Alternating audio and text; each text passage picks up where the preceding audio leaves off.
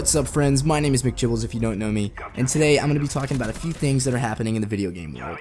So first off, as many of you may know, E3 is going on out in LA this week, but for those of you that are in the dark, E3 is the Electronic Entertainment Expo that happens once a year and showcases new games, studio plans, console news and updates, as well as a ton of more awesome information related to our beloved video games. But before I dive into what's been going on out there so far this week, I just want to touch on the gameplay that you guys are watching. I was playing some of the original Black Ops the other day on Nuketown in my all-time favorite game mode, Domination. I managed to pull out with a pretty action-packed gameplay here and a KD of 46 and 12, so it's a pretty fun gameplay. So I hope you guys enjoy that while you listen to me ramble on about some serious nerd stuff. I'm just kidding, but really, E3 2015 has been driving me crazy with news about games and console improvements. Some of the big press conferences going on are those from Oculus, Bethesda, Microsoft, EA, Ubisoft, Sony, Nintendo, and Square Enix, as well as a ton of showcases of games and other products and stuff like that from studios. And just bear with me here for a second. I'm just going to ramble off a ton of names of a bunch of different studios that are hosting stuff at EA or E3. Sorry, 2K Games, Alienware, Activision, Bethesda, Capcom, Crytek, Disney, EA, Microsoft, Nintendo, Nvidia, Oculus, Razer, Sony, Turtle Beach, Ubisoft, and Warner Brothers, and a ton of others that I don't really have the breath or desire to mention right now. But more specifically, there are a few games that I wanted to talk about briefly in this video. Assassin's Creed Syndicate, Dishonored 2, Fallout 4, Star Wars Battlefront, Batman Arkham Knight, and lastly, the big one, Call of Duty Black Ops 3. I know that so far this video has been a bit of lists, but now I'm going to kind of go a little more deeply into the games and just kind of what they're about, just briefly. Assassin's Creed Syndicate is based in London. It's got a ton of cool gameplay mechanics that are featured in the trailer, which look awesome. There's like this grappling hook thing that comes out of like your hidden blade kind of tool set on your arm.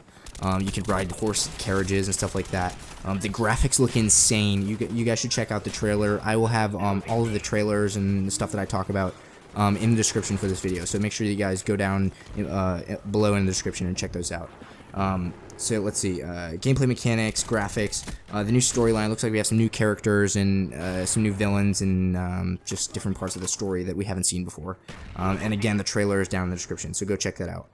Next, I want to talk about Dishonored 2. The main character is a woman. Yay for female protagonists. I'm so excited for this. Again, the trailer's down below. It looks amazing. The graphics were unbelievable. Some of the different abilities that the main character has are so cool. She turns into like smoke and like jumps across buildings, and it looks as though the setting, transformed at one point, which was really interesting. There are new villains, new bad guys. The graphics, like I said, are unbelievable, and there's a surprising familiar face that's featured at the end of the trailer that you guys should definitely check out. Next, we have Fallout 4. I'm super excited for this game because my homies at Bethesda, they bring it every time they make a new game. Fallout 3 was great. The Elder Scrolls games are unbelievable. I drool over every single one of those games. Shout out to Oblivion being the first game that really got me into playing video games, and Skyrim, as you know, was pretty unbelievable. So Fallout 4 is based in Boston. It's a sequel to Fallout 3, so it sort of focuses on rebuilding the wasteland after things happen in Fallout 3. My initial reaction was I was kind of let down by the graphics in the trailer. I mean, some of the graphics in the house look pretty cool, but the dog that the trailer was kind of focused around seemed a little, I don't know, underwhelming. But that was just first impression, first glance. So I'm excited to see, if that sort of changes as the timeline moves forward and we hear and see more about the game. Alright, next, Star Wars Battlefront. I have been drooling over this game since the first teaser came out way back when, with the walker's foot coming down over the guy in the trailer. It looks unbelievable. They showed some PC gameplay, I believe, in like a multiplayer gameplay trailer. Holy crap, this game looks amazing. I can't express that enough. The level that they were playing on was Hoth. You've got your classic walkers, the AT-ATs, all the different, flying ships and all that sort of stuff. It looks like the players have jetpacks. There were some robots, some force fields, and like some aerial strikes. And of course, the Force, which means Jedis and Sith Lords. It looked unbelievable. At the end of the trailer there, they had Luke Skywalker and Darth Vader kind of going after it, which was super, super awesome to see. I am so pumped for this game. Again, the graphics. Oh my God, some of these games that we're seeing trailers for just look beautiful beyond belief, and I'm just so excited to get my hands on some of these games and to see more footage from them. Next is a game that I have not really had too much experience playing, the previous games in the series, and that is Batman Arkham Knight. The style of fighting in this game is so unique, and even the graphics, like the graphic style of this game is so uniquely beautiful. I don't think we've really seen something that compares to it, really. I mean, obviously the other games in the series, they've kind of established that look for this game. But I don't think there's anything you can really compare to it, or at least that's coming off of that I'm thinking of off the top of my head. But this game looks so beautiful, and let's face it, I'm missing out on my Batman fix right now. We haven't had a new Batman movie in a little while. Of course, Batman vs. Superman is coming. I am so excited for that movie with Ben Affleck, so keep your eyes out for that. And back to Black Ops 3. There has been so much information recently about the game that sent me on some emotional highs and some spells of skepticism. My initial reaction to the confirmation of a jetpack-like movement mechanic similar to the exosuits from Advanced Warfare was not a good one. Let's see. I watched the first trailer with my good buddy Jordan, the JFK gamer, a while back when we were still at school. And we did a reaction video. Actually, you can go click on a link. Either there will be an annotation or a link in the description to his video on his channel of us doing sort of a reaction to that trailer, where we sort of look at things like the multiplayer and zombies. The new multiplayer gameplay footage that we've seen has really put me in a good mood, though. The gameplay seems to be very ground-oriented, which I am such a fan of. The original two Black Ops games were unbelievable. Black Ops 2, I believe, is my favorite game in the Call of Duty series, so I'm excited to have another game made by Treyarch, another game in the Black Ops series that sort of has that same look and feel that I'm very comfortable with and that I really, really enjoy. So, like I said, very ground-oriented, so you don't have people buzzing and bouncing around like in Advanced Warfare, which I am really, really not a fan of.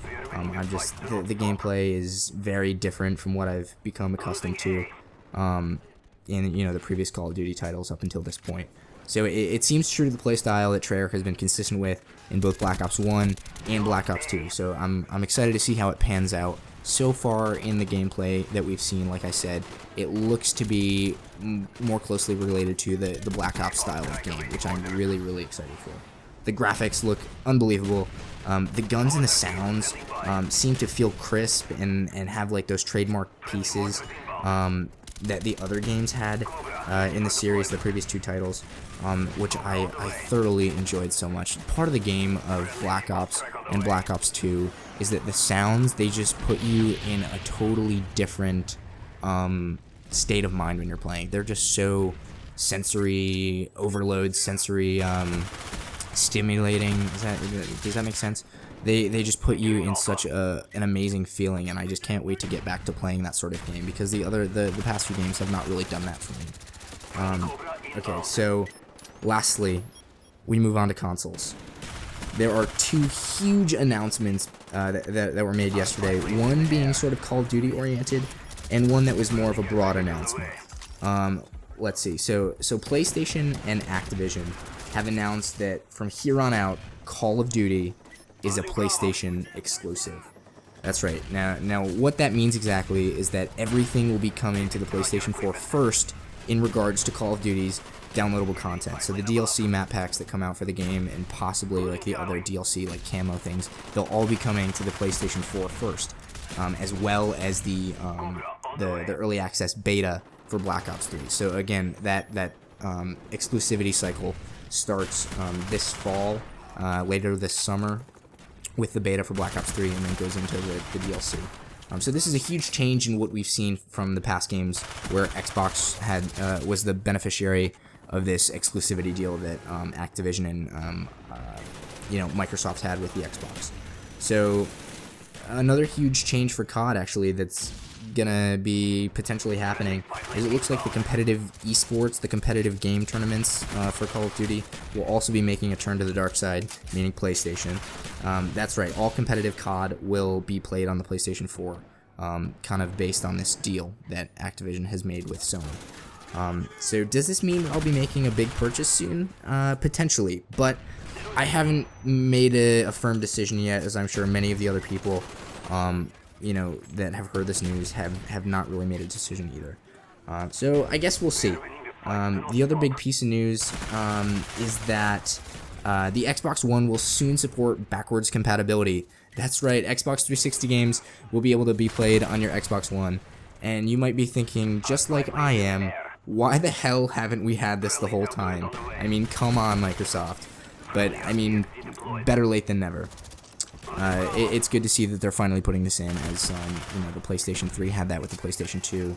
I know a ton of my friends were playing games from their PlayStation 2 on their PlayStation 3, and the same thing with the Xbox to the Xbox 360.